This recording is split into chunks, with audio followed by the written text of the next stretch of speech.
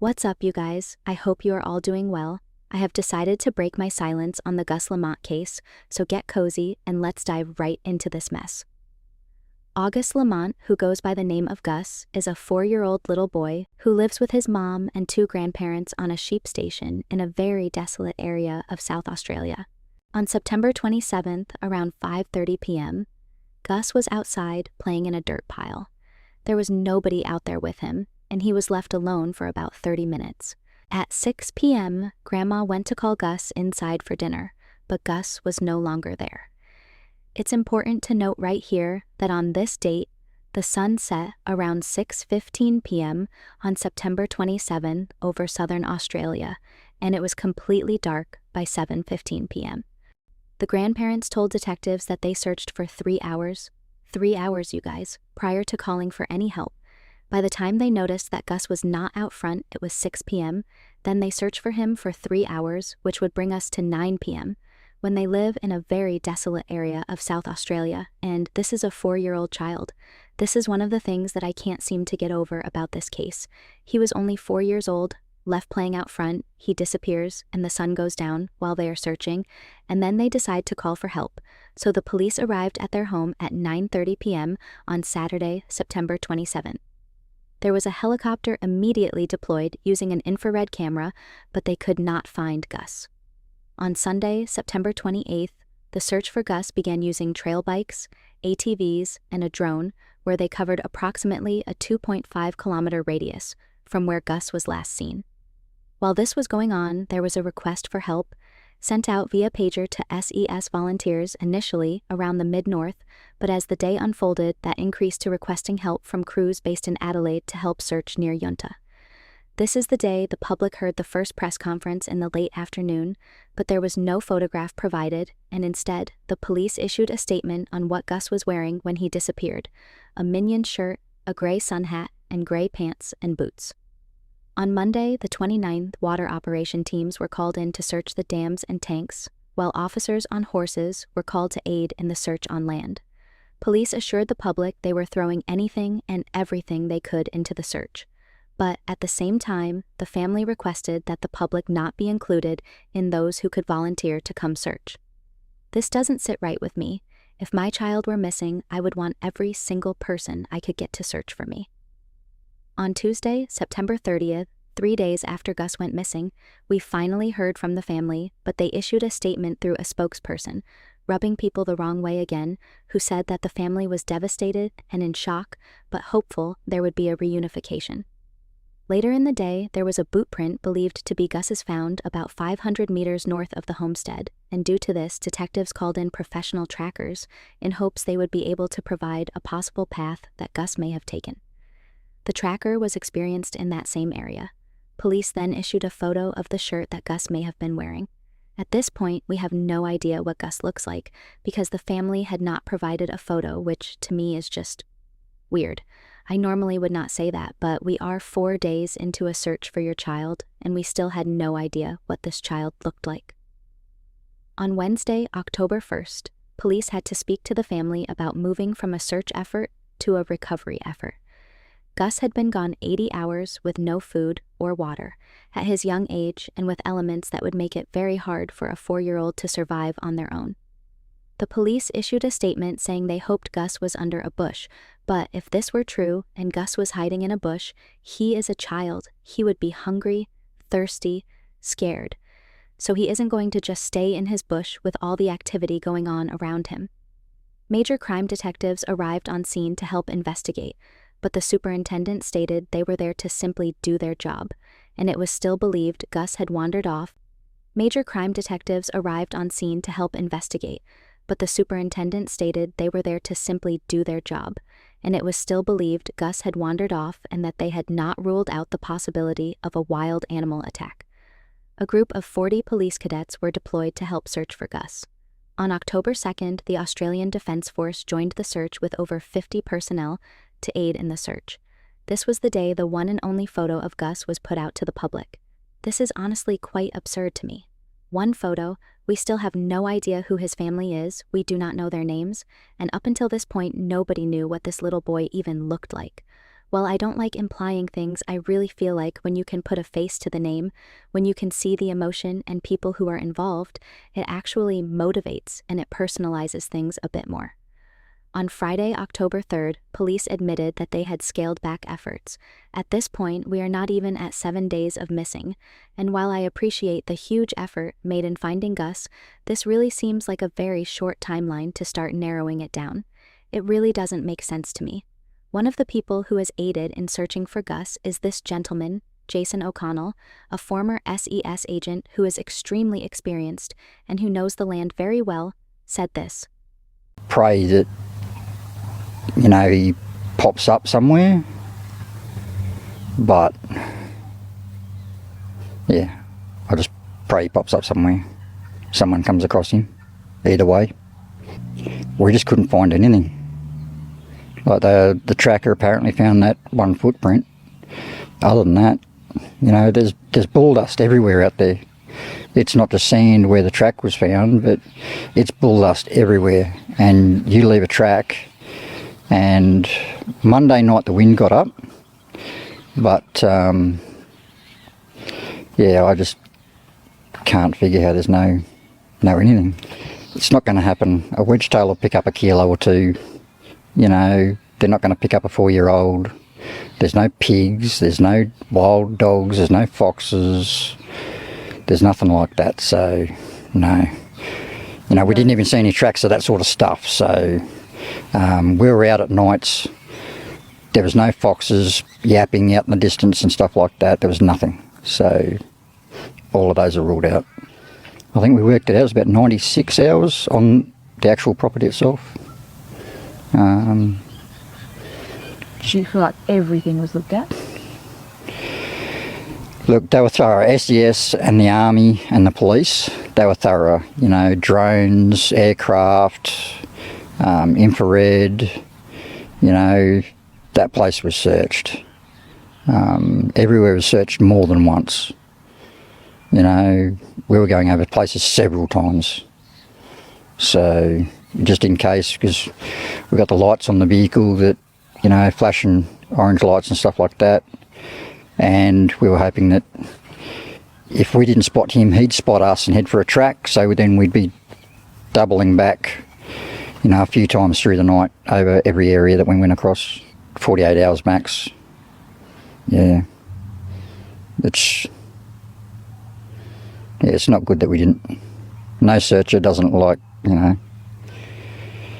you don't want to leave without finding them, especially a little kid. That place was gone across with a fine-tooth comb. I don't know.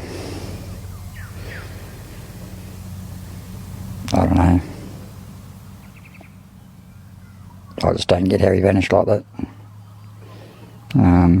If he is on the property, it is somewhere really well hidden. Like the SES was doing grid patterns, and you got the police chopper up throughout the night, orbiting aircraft, drones, everything. Well, our lights go out about half a K each side of the car, so plus about a K in front. And we just crawl along first gear, 8 Ks an hour. If it was really open country, then we'd go up to about 14 kilometres an hour. If there was no bushes and stuff, but other than that, we were just crawling along. And you could see for miles. If he was out there, if we didn't spot him, he would have spotted us. And he would have headed for the vehicle. And like I say, when we doubled back, we would have seen him then. So. Do you think he's there? It's been searched. He's not there. Jason also stated that he has never been a part of any search that had turned up absolutely no sign or evidence found, and that there was no way Gus was on the property. I am not sure what that means exactly, if he suspects foul play, or if he thinks that Gus is somewhere out in the wild. Jason also said that Gus's dad was out there searching with him every day, and that he was absolutely devastated. At this point, there is a lot that does not sit well with me. Gus was outside on his own playing, and I understand that sometimes people who live in rural areas let their kids roam the land, but 4 is really young for me to be doing that. If Gus was truly out there for 30 minutes, I feel like he would have heard his mom and grandparents frantically calling his name. You can't get very far in a 10 to 25 minute time frame, he would have heard them, but you can get far in a 3.5 hour time frame. I can't understand the mom and grandparents searching for 3 hours on their own as light faded into dark and not calling for help for 3 hours.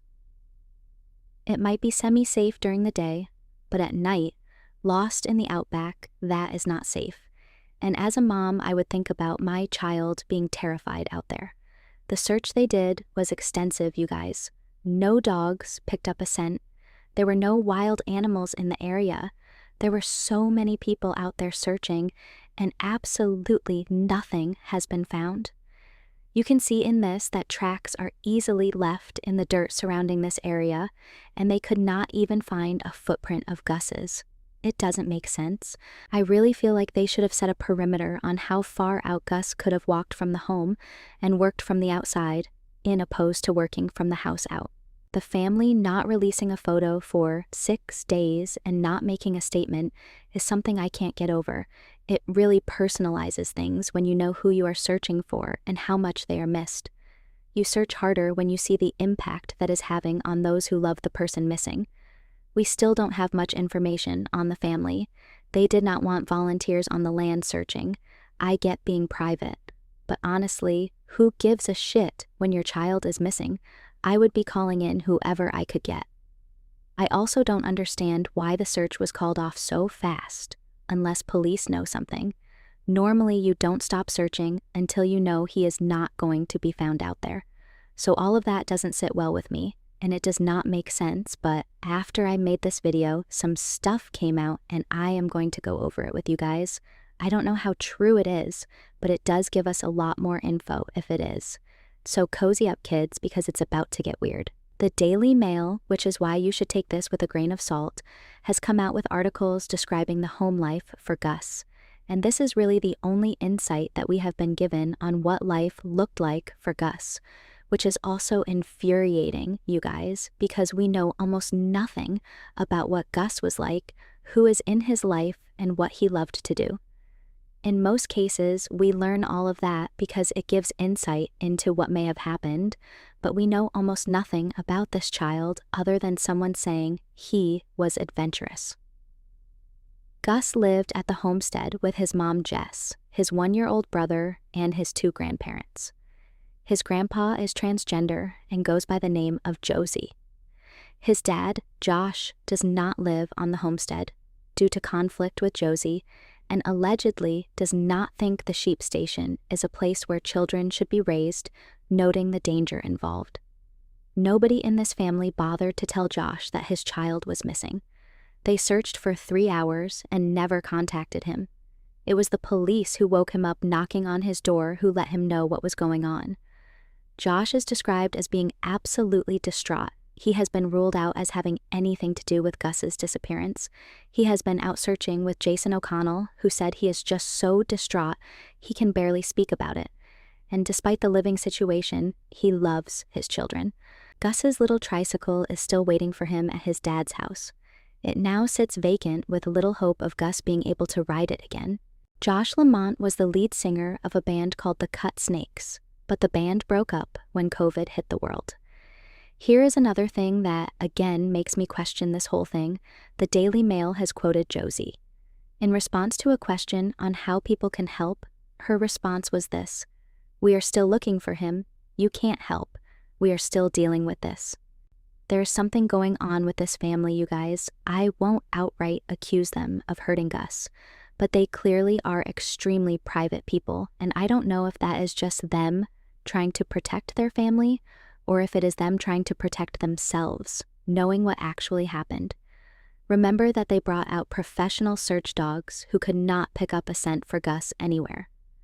Locals take kindly to this family, and they have also requested well-meaning volunteers to stay away, as the family grieves their loss and contends with online rumors. You know what would help those rumors? More information. More information on who Gus was and what he meant to you. More information on his family life. More photos of this child who you are desperate to find, because the more information you give brings us closer to finding Gus. I do want to say here that the family has cooperated with everything asked of them, and a family friend came out to say that they are loving and kind people who loved Gus and who would never hurt them. The family is extremely private. There are no social media accounts or information put out by them that would give us any insight into who they are. This leaves me wondering if their silence is due to just being a private family, or is it to protect themselves? There have been a lot of theories surrounding this case which have all been discounted. To abduct Gus, someone would have had to drive to the remote location, vehicles kick up a lot of dust, which would have been visible for miles, and it would have been a huge risk in terms of location. The photo of Gus being abducted is AI generated. Who else here hates AI for all the false videos and photos? I do. Dingoes have been known to take children, but they are scarce around southern Australia because farmers shoot them when they see them. The property is protected with a 1,200-mile fence meant to safeguard livestock. Gus is too big to be taken by an eagle. If a wild pig attacked, there would be something left behind. If he was no longer alive, there would be birds of prey evident in his surroundings.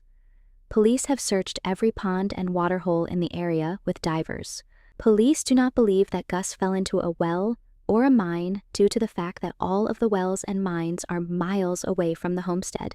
The property has been searched thoroughly, and there is no sign, not one tiny piece of evidence, that he wandered off. One thing that keeps coming to mind is the 2 footprints that have been found. It's odd that there is just a single footprint with no other prints surrounding it.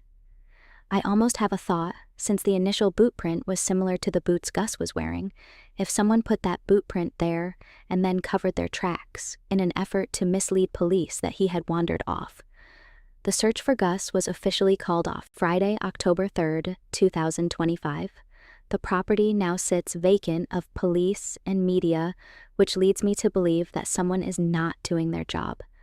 I'm sorry, but if you can't find a 4-year-old child in 7 days, you do not just call it good. And if you can't find any shred of evidence outside, then you should be tearing through the house in an effort to find him. You should be demanding more photos, and the family should speak out. That's my opinion. It is not believed that Gus is still alive due to his age, the elements, and the weather conditions where it was dropping down to single digits at night. It would be almost impossible for a child to survive all of that, and especially with no food or water. I don't believe that the detectives have done their due diligence in this case. The question still remains, where is Gus Lamont? I will let you guys know if we have any updates. As always, I love you guys. I don't have any sponsors, and I am a single mom with lymphoma, so I always unapologetically put links to my small businesses in the comment section. If you like this video, please do not forget to hit the like button, subscribe to my channel, and comment your thoughts below. Until next time, stay safe out there.